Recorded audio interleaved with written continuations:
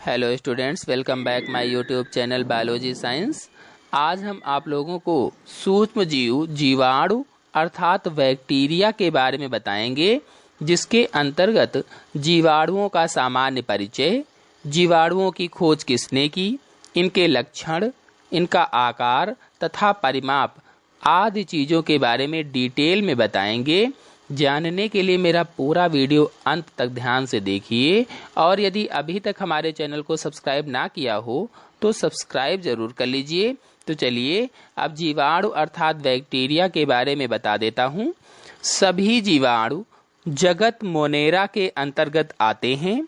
जीवाणु की खोज सर्वप्रथम हॉलैंड के निवासी एंटोनी वान ल्यूवेनहॉक ने की थी। इन्होंने अपने ही द्वारा बनाए गई सूक्ष्मदर्शी में जल, लार एवं दांतों के खुरचे मैल में जीवाणुओं को देखा था।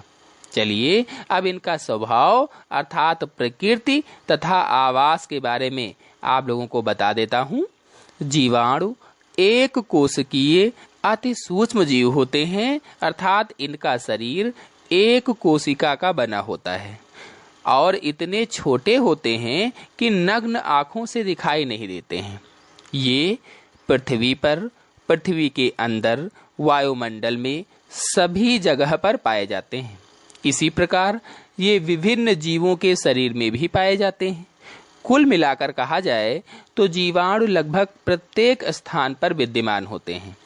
अब जीवाणुओं के कुछ सामान्य लक्षण जान लेते हैं, जिसमें से पहला है जीवाणु अत्यंत सरल एवं एक कोशिकीय सूक्ष्म जीव हैं।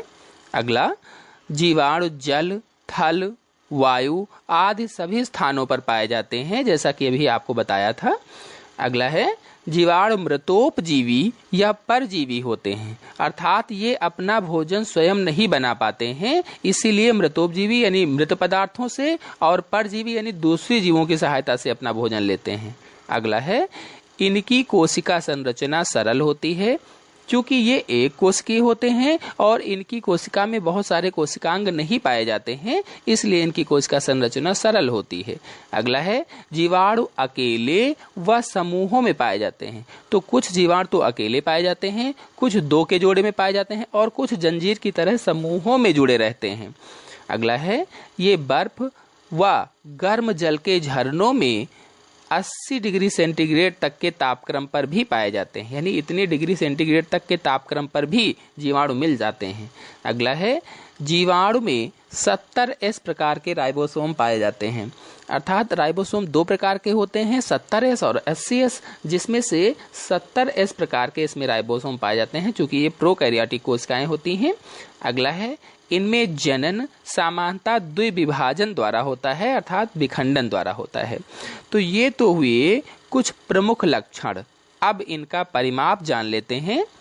इनका अध्ययन सूक्ष्मदर्शी द्वारा किया जाता है।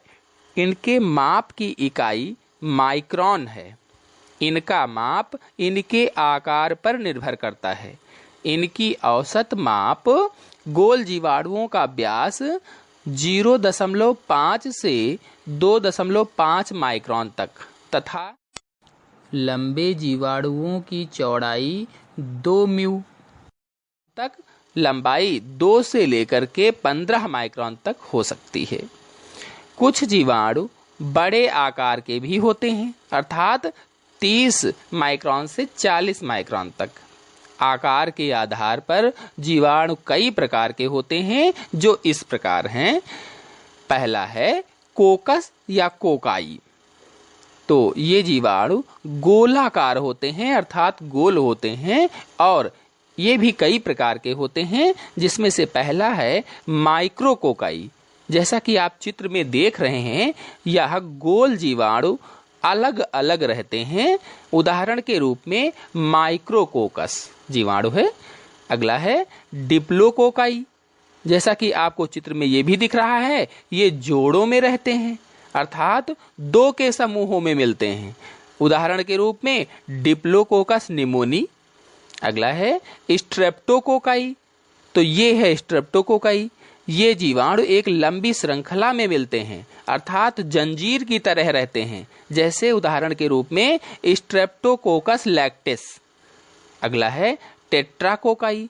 जैसा कि आप चित्र में देख रहे हैं, जीवाणु एक चौरस पैकेट में है, यानी चौरस पैकेट में रहते हैं, अर्थात यह जीवाणु 4 के समूह में मिलते हैं। उदाहरण के रूप में नेसीरिया।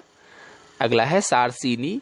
ये घन के आकार में होते हैं, अर्थात ये 8 से 64 या अधिक के घनाकृति पैकेट में रहते हैं। जैसा कि आपको चित्र में दिख रहा है, यह है सार्सिनी। लूटिया। अगला है स्टेफाइलोकोकाई। जैसा कि आप चित्र में देख रहे हैं, ये है स्टेफाइलोकोकाई। ये अनियमित समूहों में रहते हैं, यानी इनका कोई नियमित आकार नहीं होता है, अर्थात झुंड में रहते हैं। जैसे स्टेफाइलोकोकस आरियस। अगला है बैसिलस या दंडाणु। ये जीवाणु एक दंडे के आकार के होते हैं, जैसा कि आपको चित्र में दिख रहा है, अर्थात ये छड़ के आकार में होते हैं। ये 3 प्रकार के होते हैं।